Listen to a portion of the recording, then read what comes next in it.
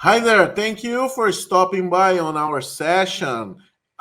Today we will talk about IoT, creating a digital twin with Azure.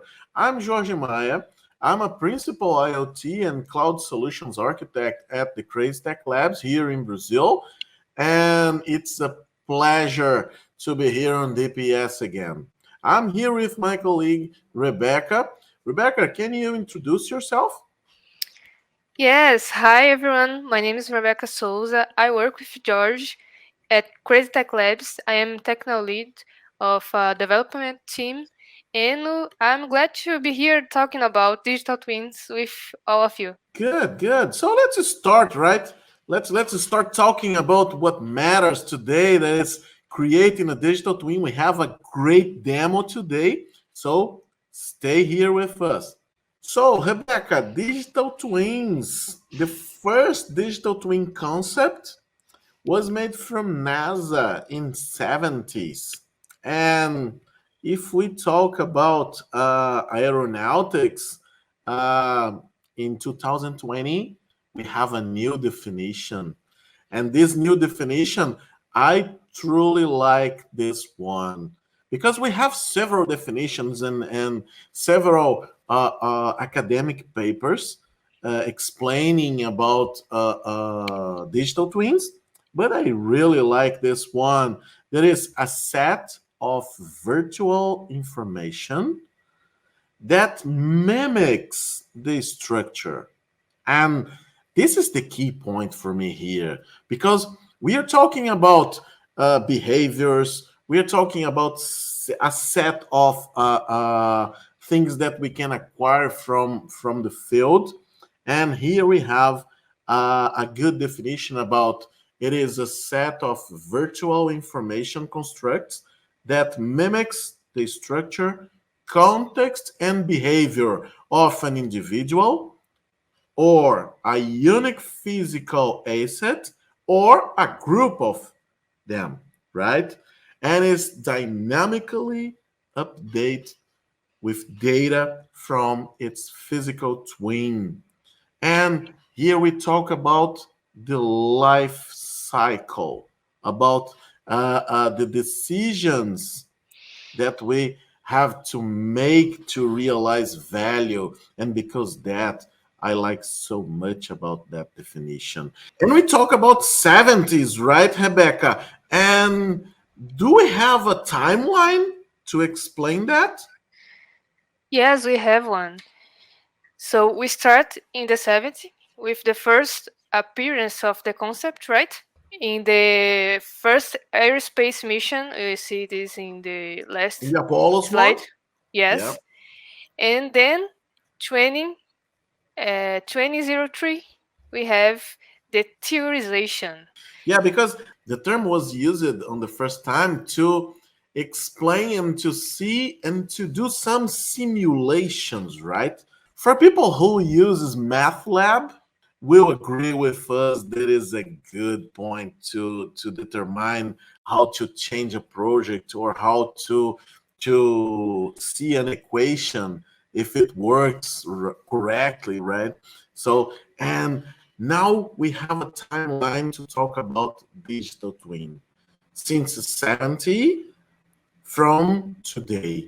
So we have a definition from NASA in 2010, and then a concept consolidation. So new definitions, and in 2020, as I told in the last slide, we have a great definition for that. But take care about definitions; it's good for you, but in some cases, you do not have to follow it by the book, correct? Because when we talk now about digital twins, we are talking about factories, we are talking about smart buildings, we are talking about several use cases to this, if I can say, to this technology. It's interesting to see that when you talk about digital twins, we talk about future, right?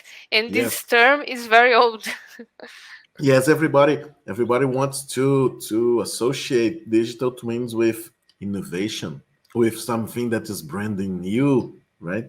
And in some cases, it's not. In some cases, it is. If you are creating a new use case, if you were creating something that you were changing an approach, but it's more, I like more to talk about capabilities instead talking about new concepts about digital twins, right? So Right.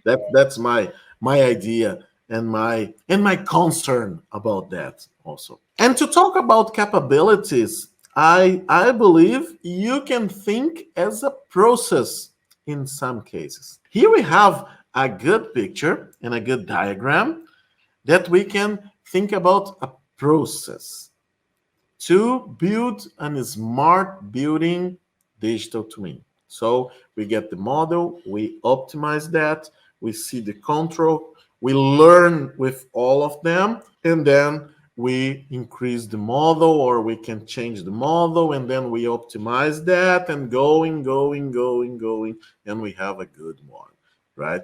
But always, you should define what kind of capabilities you have. You always have to think about that. And when we talk about capabilities, modeling and simulation, inside this, which capabilities you need, which features you need to come, on the behavior and product life cycle, which ones you will put in your project. So I want to track all the behaviors or not. You are free to do this. Well, the capabilities that we use more often here is about the status and components and subsystems to know what's going on, to know to take care about quality when we talk about factories. Maybe in some cases you do not have the 3D model presentation, and why not? You not always should have the 3D model to present the data. Of course, I truly agree that it sells the project. I really believe on that. Rebecca, that works with some clients here, always they always ask she about, and where is where we can click, where we can see the pictures. And we can navigate on that, we can zoom, we can pinch it, right, Rebecca? Right, right. Non-technical people always want to see things, right? See how it works, and with 3D representation, it's easier to Yes. show them this kind of stuff. But sometimes you don't need them. You can have insights in easy visualization of what's happening in your twin without the 3D model. Okay, but what is a digital twin? We talk about concepts, we talk about capabilities, but the simple way to determine what is a digital twin is the idea of a mimical structure, right? So we have a physical asset, we have a digital twin. That's right, that wasn't the concept. But here on this picture, we can see operational history, maintenance history, real-time operational data, the CAD model that we talk to 3D representation. So we have statistical models, machine learnings. We have several services on our digital twins. And this is what matters when you think about a digital twin. What services you will provide to your subsystems, to your factory control, to your quality team, and that's the thing. Okay. Yes, that's the thing, and it's not only about the virtual representation. It's about what you deliver with this to your services, your systems. And of course, when we talk about creating a digital twins, comes tons of words, tons of technologies, and the people said, "Oh, can we have augmented reality in some cases, if you start doing this, you will never finish the project because the costs is a little bit higher when we talk about modeling, 3D modeling of your tool, of your plant, of your machine, of your asset, whatever. And we can see it here in Crazy Tech Labs. We talk too much with our clients about that. That let's make the basics first. Let's do the things working, and then we have a good representation, and then we can start with augmented reality or virtual reality, or why not we can talk here about metaverse. That's an option that we can increase in our project, but we should start from the beginning. So let's talk some services. Let's create the capabilities. And where it is inside your solution architecture. And because if you take the digital twins as this monster that takes everything in your project, everything in your solution, you will never finish that, and it will destroys everything you already did in the past. So we have to understand that digital twins is part of the solution, not the entire solution. It provides insights, services, data integration. In some cases, it is in the middle. It is in the middle. It's not the end, but it can be the end in some parts of the solution as the digital representation, the 3D representation. So we can run part of the digital twin solution in the edge, and it can be assisted by the cloud solutions. So we can do real-time scenarios with tons of data that give us services, insights, integrations. So the idea is it should be simple and cheapest when we see the power that is created by the solution using a digital twins. It's part of the solution. It should be integrated with other things. So let's take a look in some real use cases that we did here in not only in Brazil. We have some cases running in Europe and US and Canada. But let's take a look in some real cases that we done here in Crazy Tech Labs. The first one is a transformation plan that we are monitoring the whole process. So we have some KPIs, we have some sensors on the plant, and they can not only present the data and show it as a dashboard, but it have some actions on it, and we have some services in it to integrate other services running on the field. Okay, and we control all data acquired from sensors to increase quality and efficiency. And another thing that we have in this solution is we detect non-authorized person in controlled areas.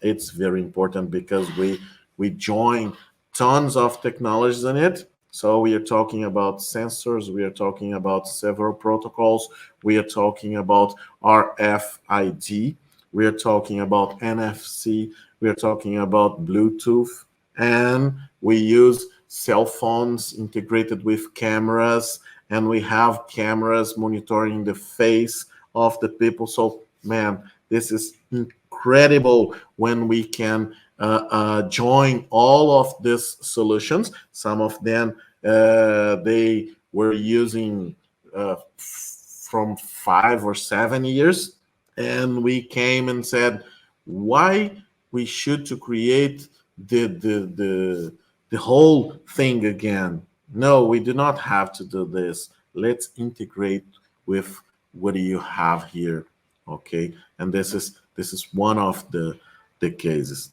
The other one is the smart buildings. We have 2 clients here in Brazil using solutions with digital twins on smart buildings. In all of them, we have monitoring the electricity consumption, control all access to the buildings using badges, using face recognition, using code, using biometrical occupants of spaces to determine and to help the electricity consumption to decrease that. And one thing that we have done with one of our clients is the bathroom cleaning workforce based on usage, not time slots, because you have the facility control, the facility manager in many of the buildings have a scale to clean the bathrooms, and here we changed that to say you do not have to clean a bathroom that nobody uses. Okay, and we did that, and the results were incredible. And the last one to finish the talk about the definitions and cases is a factory, and a factory plant is almost the same in every vertical. Here we are monitoring all process, controlling all data acquired from sensors, and of course increase quality and OEE, and the efficiency is the meaning of that. Detects alarm based on data, and one of the future implementations is the capability to simulate the production, because today what we make is to use a PLC code, a PLC program to do this. And as you can see on the diagram, we are using OPC Way and several other protocols. IoT Edge also is in the solution, and we have some Azure resources here to help us on this project. And the key point here is a dashboard with the whole machine working, and we can see each sensor of that, each data of that, and we can aggregate this data using a service on the cloud to then integrate it with other subsystems. Okay, so all the things we talked here we can do in Azure using Azure Digital Twins. Azure Digital Twins is the resource that will guide and will help you to implement all the capabilities you need. And to do this, we should have an architecture integrating some resources. We have input and output, and we have the digital twins in the middle. So in the input, we have the IoT hub, or one workflow using logic apps, for example, or any source that you can send data through a REST API. So if you can use a REST API, you can input data into the digital twins. Here we are talking about IoT, and of course we will use in the demo and in our speech here the IoT hub, but it's not the only way that you can use to do this. And after that, after you ingest this data, you can send it to the data lake, you can send to the data explorer, to the time series insights, and Azure Synapse also, and of course workflows and all the things. And you can create some triggers, and you can use the external compute using the Azure functions. So what we should have in a project when we talk about create a digital twin in Azure, what we should do. What is the steps, Rebecca? So the first step is create an instance. You need to go to your subscription and create an instance. After that, you can start building your digital twin, beginning from modeling. You have to model your asset or your physical representation. So you build your components there, and then you create twins based on the model. So you can have a lot of twins based on one model. And then when you have everything, you can visualize your environment. You have a feature in the Azure Digital Twins called Explorer. You can go there and visualize your environment. And to input data, you can use Azure functions integrated with your IoT hub. In our case, that we're talking about IoT. So you can have an Azure function integration everything and inputting your data to your twins. Then you can retrieve this data using the REST API. You can update this data using the REST API or the SDKs.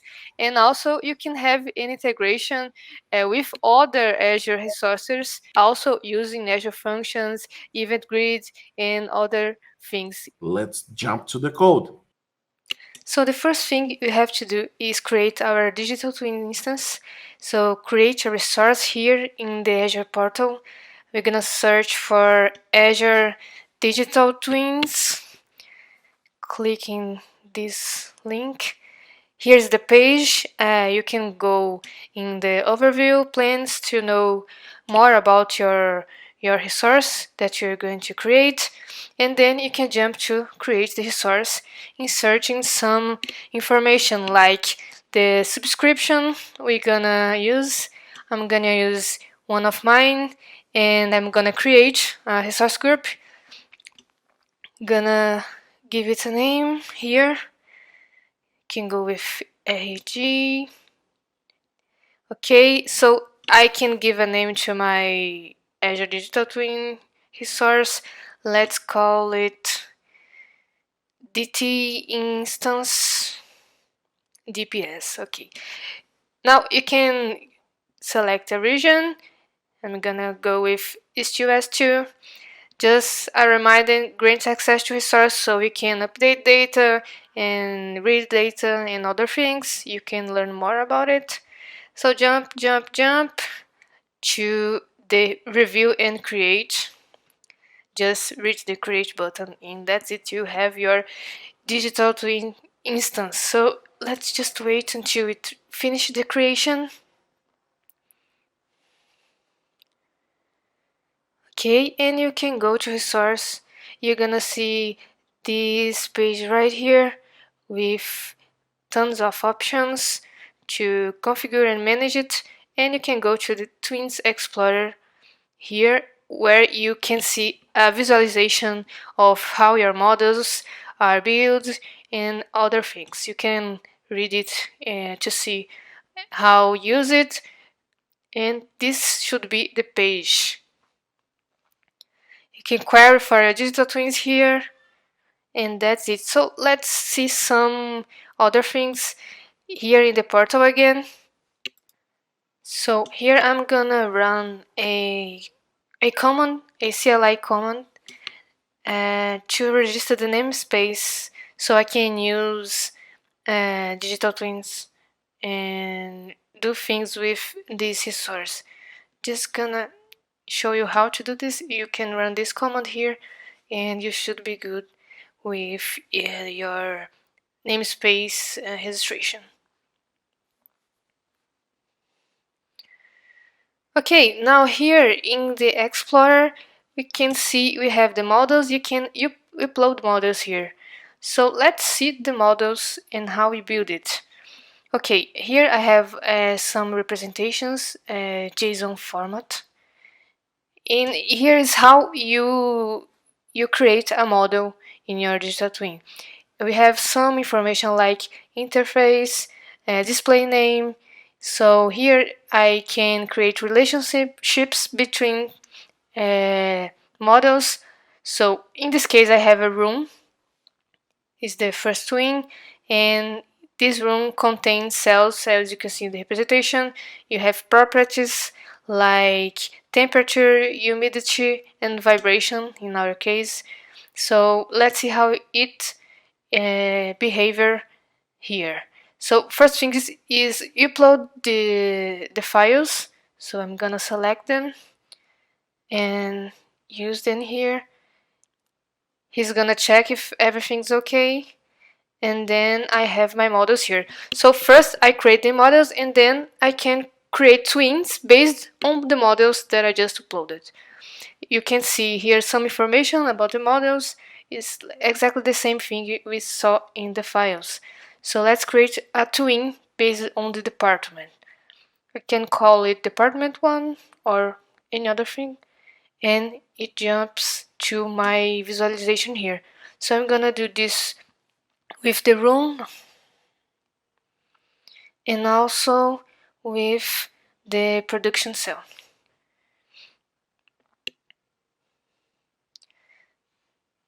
So I can create more from the cell, like cell 2, cell 3, and you can now relate them based on the relationships. You can see the metadata here and some fields to input values to the properties of my twin. So I can put values to the humidity, temperature, vibration in this section here. Okay. So I'm gonna select these two. I know they have a relationship, so I can create it. So my department one is related to my room one, and then he links it. I can keep doing this with other twins. Just remember that I only can do this if I have this relationship set in the model. So if I try to do something that is not possible, he will give me this disclaimer here. Okay, just keep creating these relationships here. Okay, now this is my model. I see how the twins are related, and I can move it so I can visualize it better and do this kind of stuff. This Explorer tool is more to help you to see your models and how they are related. That is the model graph with the configurations like which twin contains which one, so you can see how you can integrate them. Okay, so let's give our digital twins some information. The first thing you need to do is create an IoT hub. So I am gonna use this command, give this name to my IoT hub, and insert it at the same resource group that I created before. Let's wait until it finished. Here we are, the IoT hub that I just created. I'm gonna use it to create a device, and in this device I'm gonna simulate some data. So here in the VS Code I have my IoT hub that I just created, and I'm gonna create a device in it, call it cell1. It's important because cell1 is the name of my twin, so it's gonna be easier for me to update values when they have the same name. So this device is gonna represent my twin cell1. I'm gonna generate some code here just to simulate some information for this device.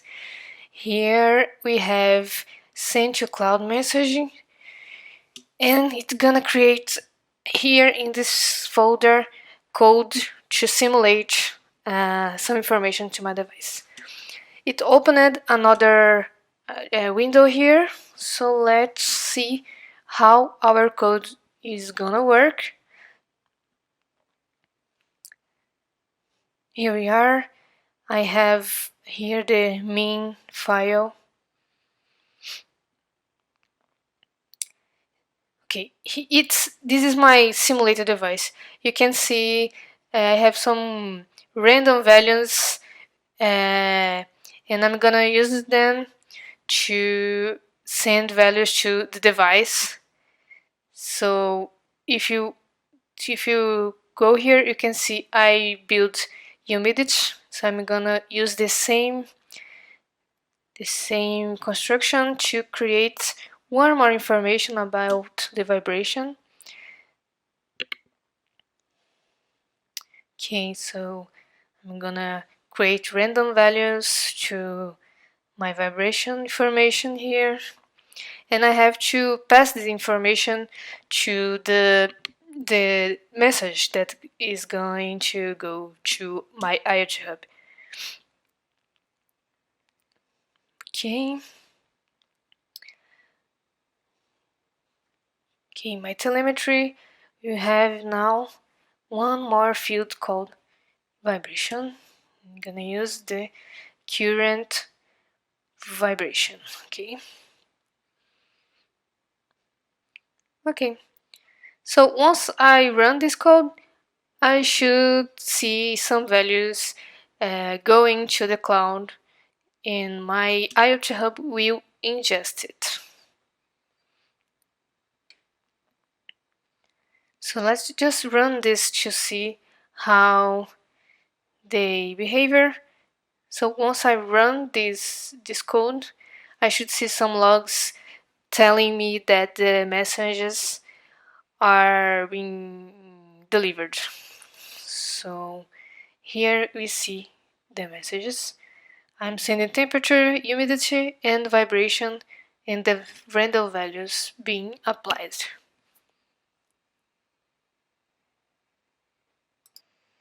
Let's jump to this other code here. This is the function code.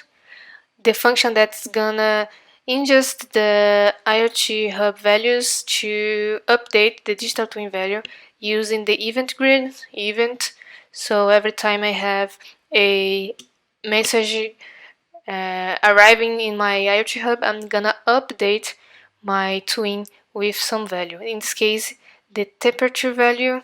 I'm gonna use the JSON patch to update the temperature in my twin. In my case, the twin that we called cell 1, you can see device ID here. It's gonna use the device ID as a twin ID also. So I'm gonna create a function here using the VS Code. So I can publish this code here. So I'm just gonna give it a name.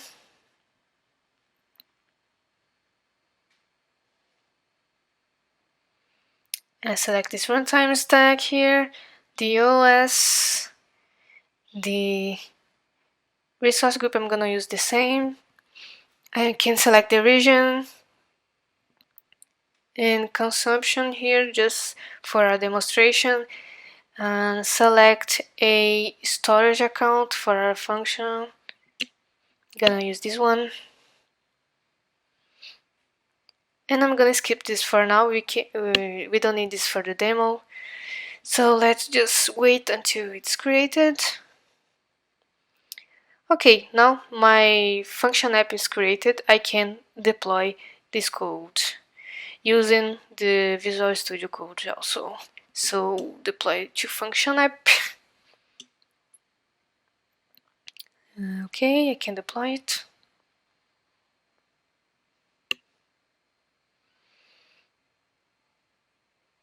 Okay, and now my function is completed. The deployment is completed.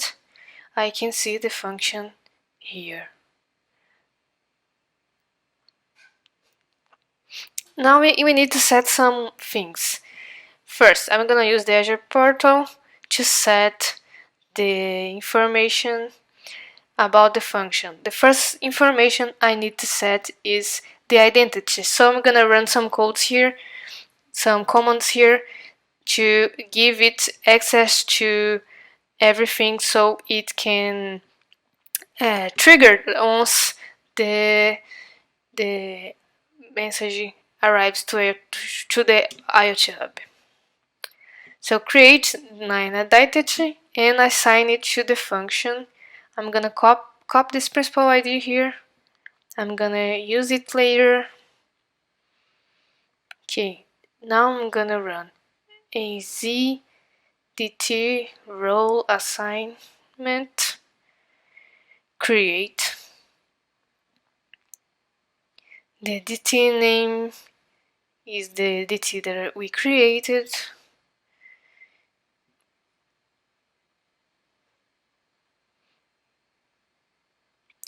and assignee, it's gonna be the ID. So now my Azure function has access to update the digital twin and its properties.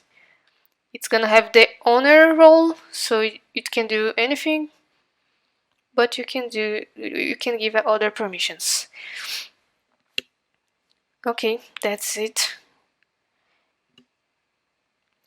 And then other thing we need to do is to configure the URL so my function can identify which digital twin instance it's going to use. So I'm gonna use this function config command here and set the URL you can retrieve from your instance. Okay. Now the resources can communicate with each other, and we should be good to update values in our digital twins.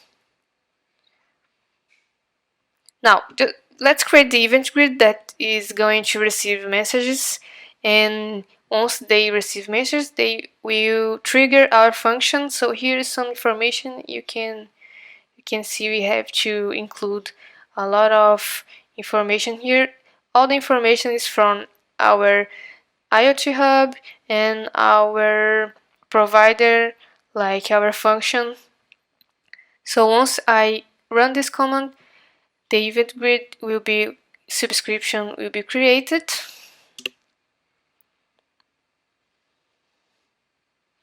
You can also run this command or create the event grid using the portal. Okay, now we set everything. We have something here. You need to set the value first. So we need to add a value first so we can replace it with the function. So if your value is not set, you need to do a first set before you update it. So you can give it a value here. You can see the second time I do this, it's a replace and not an add. So it's important to do this so our function will update the cell 1. Okay, now I can run this simulation again. And I should see values being updated in our twin.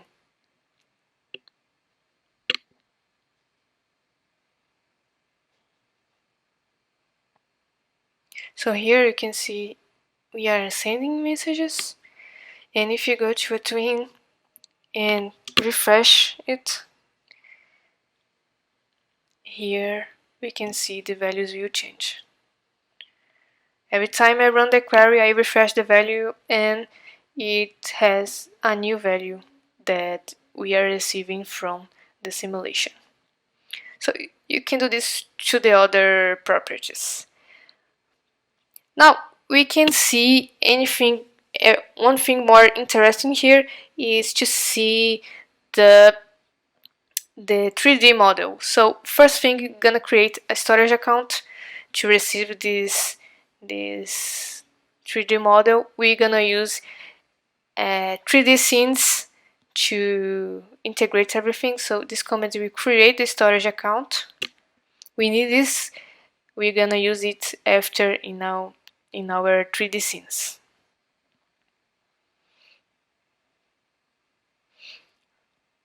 Okay. Once you see this, you created it successfully. I'm gonna copy this value here. I'm gonna use it later.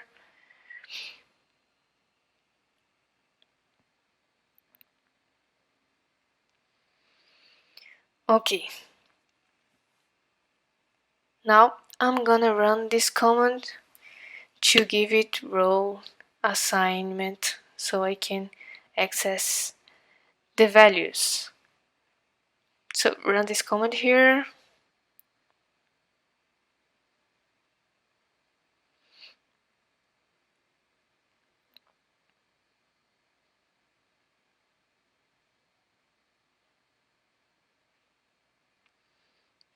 So I'm gonna use the role owner again,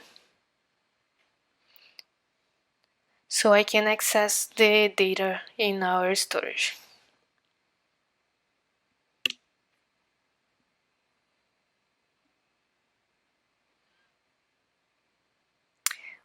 I need to insert the scope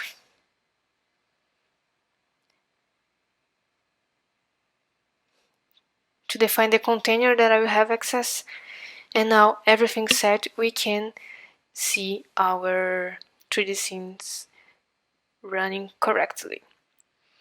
Just one more thing, I'm gonna add the course configuration here so I can use everything right. You can see this in the documentation. Just a disclaimer that you need to run this to visualize everything correctly.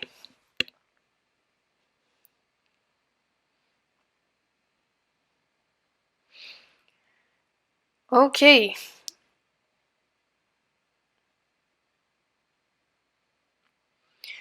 Other thing I need to do is create the container.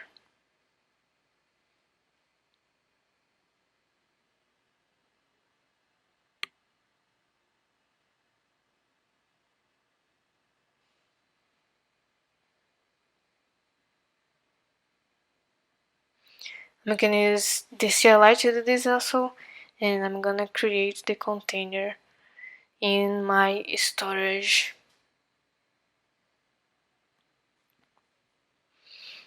Just gonna run this command here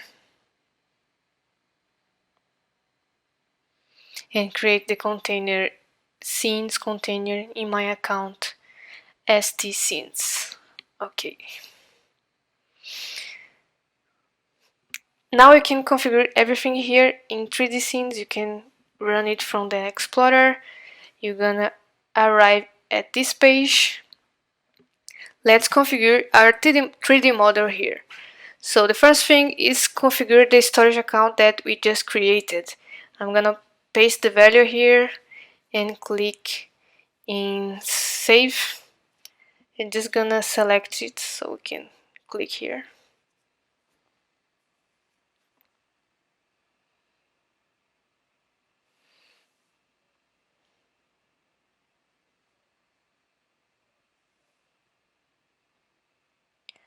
So I'm gonna create the scene.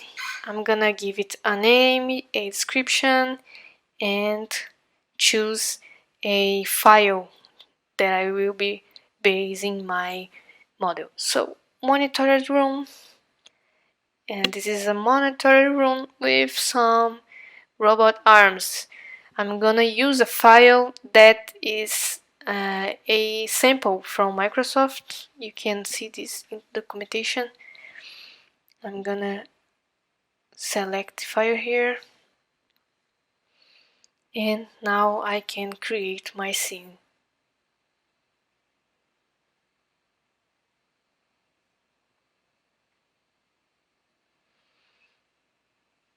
Okay, so let's see how it loads.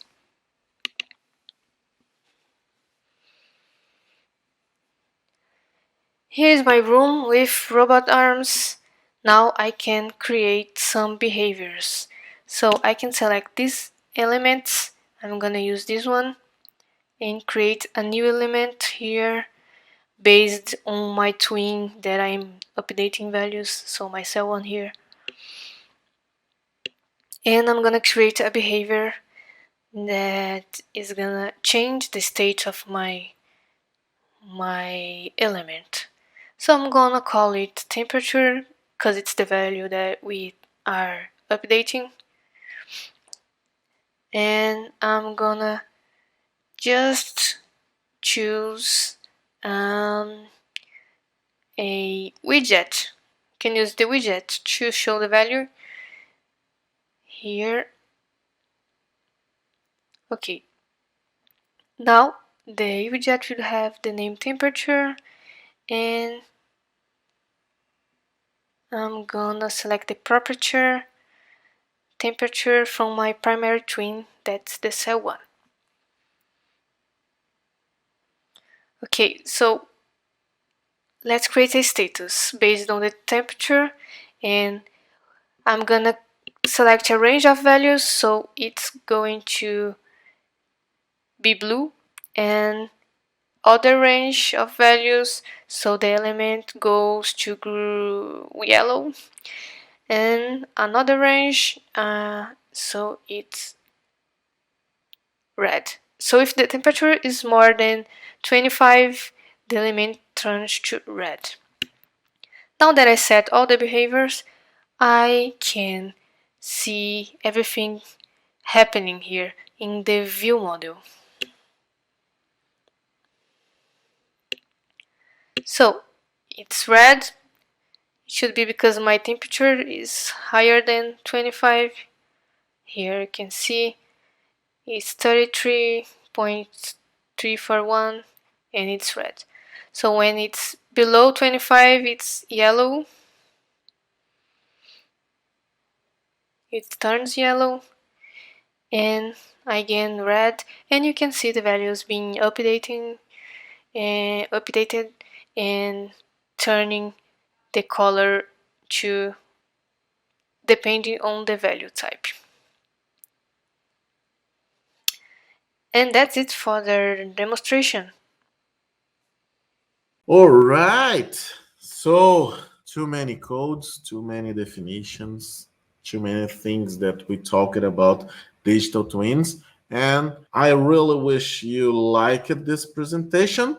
And I want to say a special thanks to Microsoft for supporting the Data Platform Geeks and SQL Server Geeks community initiatives. And a special thank you. Okay. So, you can win prizes over here. Just post yourself with a hashtag DPS 2022. Give the session and conference feedback. And please visit our sponsors and exhibitors, right?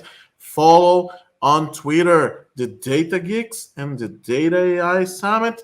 And if you want to talk with me, just follow the Jorge Maia, Jorgemaia at Twitter. And Rebecca, what is your final words? I just like to say thank you, George, for presenting this session with me, and thank you everyone for listening.